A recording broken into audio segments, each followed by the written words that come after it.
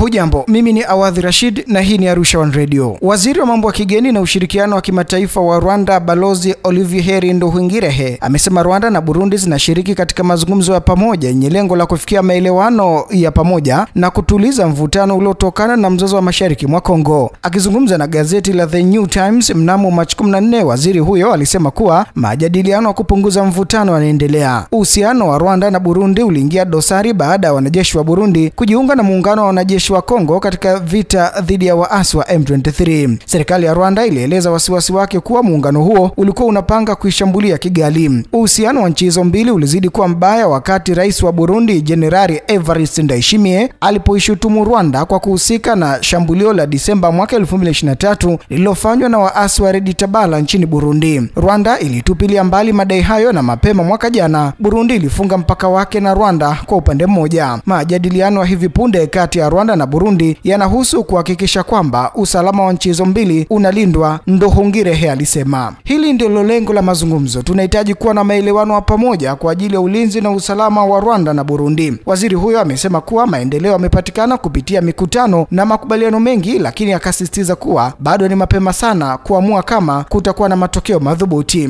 Tuliingia mikataba kadhaa ya jinsi ya kusonga mbele na kwa sasa tunahitaji kusubiri kuona jinsi makubaliano yanatekelezwa mashinani. Katika kilele cha mzozo kati ya jeshi la Kongo na waasi wa M23, jeshi la kanda ya Jumuiya ya Afrika Mashariki, kikosi cha kimataifa chenye wanajeshi kutoka Burundi, Kenya, Sudan Kusini na Uganda kilitumwa mashariki mwa Kongo mnamo Novemba mwaka 2022 kusaidia kurejesha amani na utulivu. Kikosi hicho cha kikanda kilitumwa kwa mara ya kwanza katika maeneo ya Masisi, Nyiragongo na Rushuru katika mkoa wa Kivu Kaskazini, ambako kilifanya kazi kwa ushirikiano na jeshi la Kongo kuunga mkono mchakato wa kisiasa unaoendelea wakati huo unaohusisha ulinzi wa raia na kutekeleza makubaliano ya amani. Kinshasa ilitaka jeshi la kikanda kupambana na waasi wa M23 ambayo haikuwa sehemu ya mamlaka ya utendaji wa jeshi la kanda. Kwa hivyo, zaidi ya mwaka mmoja tu baada ya kutumwa kuunga mkono juhudi za kutafuta amani katika eneo la mashariki mwa Kongo linalokumbwa na migogoro, jeshi la kikanda lililazimika kuondoka nchini Kongo, huku Kinshasa ikiwa bado na washirika wengi ikiwa ni pamoja na jeshi la Burundi, majeshi ya Jumuiya ya Maendeleo Kusini mwa Afrika SADC, mamluki wa Ulaya pamoja na vikosi vya wazalendo ili kupambana na waasi. Wanajeshi wa Jumuiya ya Afrika Mashariki walianza kuondoka nchini humo mapema Disemba mwaka 2023 na kukamilisha kuondoka Goma, mji mkuu wa jimbo la Kivu Kaskazini nchini Kongo mnamo Disemba 21 mwaka 2023, wakitaja mchanganyiko wa mafanikio na vikwazo wakati wa kukaa kwake katika nchi hiyo isiyokuwa na utulivu. Lakini wakati huo, ingawa wanajeshi wachache wa Burundi waliondoka nchini Kongo, idadi kubwa ilibadili sare zake na kubaki katika mkoa wa Kivu Kaskazini na kuanza kupambana na waasi wa M23 wakiwa sako kwa bako na jeshi la Kongo FARDC.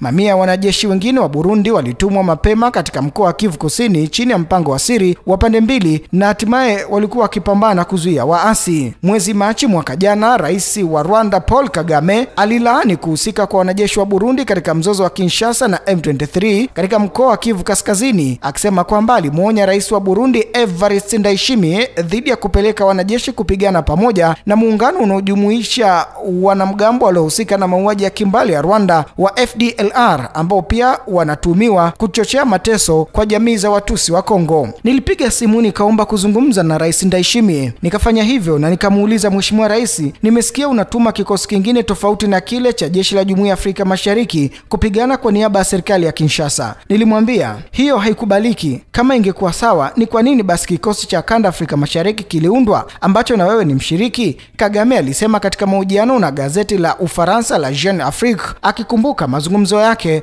na rais wa Burundi Jenerali Evariste Ndayishimiye. Kwa hivyo, na nikamwambia hii ni hatari na unaelewa maana yake. Kwa kweli unatutisha uwepo wako katika kuunga mkono wanamgambo wa FDLR karibu na mpaka wetu. Kagame alisema, akibainisha kuwa Ndayishimiye aliapa kwamba taarifa hizo si za kweli na kwamba alimueleza kuhusu Burundi kupeleka kikosi kingine mashariki mwa Kongo, akisema zilikuwa ni taarifa za uongo. Baada ya kuniambia hivyo, nikasema basi nimekosea, ila nimefurahi sana kusikia hivyo, Kagame alisema na kuongeza. Lakini wiki mbili baada ya hapo walikuwa Goma, au hata chini ya wiki mbili baadaye. Kwa hivyo unaweza kuona aliniambia uongo, Rais Kagame alisema. Rais huyo wa Rwanda alisema eneo hilo bado limegubikwa na siasa za ukabila. Nafikiri juu ya ujinga fulani, bado kuna siasa zinazoegemea ukabila, na hii ndio hasa inayowaleta pamoja Tshisekedi, Ndayishimiye pamoja na kundi la FDLR, Kagame alisema. Mwezi uliopita Nduhungirehe alikanusha madai ya rais wa Burundi Jenerali Evariste Ndayishimiye aliyoitoa katika mkutano na wanadiplomasia wanaowakilisha nchi mbalimbali mjini Bujumbura kwamba jeshi la nchi yake lilitumwa mashariki mwa Kongo kupambana na makundi ya kigeni yenye silaha kali. Nduhungirehe alishangaa ni kwa nini kama ndivyo jeshi la Burundi alikuwa shambulia wanamgambo waliohusika na mauaji ya kimbari wa FDLR. Kwa hakika kama jeshi la Burundi lilikuwa limetumwa nchini Kongo kupambana na makundi ya kigeni yenye silaha, kwa nini hawakuwahi kushambulia kundi la FDLR? Kwa nini kundi la kigeni ambalo limehusika na mauaji ya kimbari? Mbaya zaidi, kwa nini vikosi vya jeshi la Burundi vinashirikiana badala yake na FDLR, hawa wakichochewa na itikadi ya mauaji ya kimbari ambayo wanashiriki? Nduhungirehe alisema. Waziri huyo wa mashauri ya kigeni wa Rwanda alikumbuka kuwa ndani ya mfumo wa usitishaji mapigano uliojadiliwa na Jumuiya ya Afrika Mashariki, kikosi cha Burundi katika jeshi hilo la Afrika Mashariki kilirithi maeneo mengi huko Masisi, ambako awali yalikuwa akishikiliwa na waasi wa M23 ambao pia walijisalimisha kwa jeshi la kanda kwa karibu ya 80% katika maeneo waliokuwa wameyashika. Maeneo huko Masisi alikabidhiwa na M23 kwa jeshi la Burundi, ikiwa ni pamoja na kijiji cha Nturo ambacho kinakaliwa zaidi na Watusi wa Kongo. Kuanzia Oktoba 7 hadi 10 mwaka 2023, wanamgambo wenye itikadi kali wa Nyatura na Wazalendo pamoja na wapiganaji wa FDLR walishambulia kijiji hicho na kuua watu kwa kuchoma moto nyumba zao. Kulingana na chifu wa kijiji hicho, vikosi vya Burundi vilikuwa kwenye mlima unaoangalia kijiji hicho na vilitizama tu tukio hilo kwa saa kadhaa bila kuingilia kati. Wanakijiji walionusurika walikimbilia katika kijiji cha Buiza ambako waliungana na zaidi ya watu 17,000 waliokimbia makazi yao, wahanga wa mashambulizi ya mara kwa mara ya jeshi la Kongo na wanamgambo wa shirika wake. Nduhungirehe alisema kuwa wanakijiji hao waliokolewa na wapiganaji wa M23 waliokuwa wakitokea Rushuru. Kijiji hiki cha Nturo kilishambuliwa kwa uonevu. Leo kinadhibitiwa na M23 ambayo imewaruhusu wanakijiji kujenga upya nyumba zao na kuishi kwa usalama kamili. Wakati wa shambulio hilo na baada ya hapo, waziri huyo alidokeza kwamba uhalifu dhidi ya binadamu uliofanywa na wanamgambo wa FDLR kwa ushirikiano na jeshi la Burundi haukulaaniwa na ujumbe wa Umoja wa Mataifa wa kulinda amani nchini Kongo, MONUSCO, Baraza la Usalama la Umoja wa Mataifa, Umoja wa Ulaya au mamlaka yoyote ya nchi za Magharibi.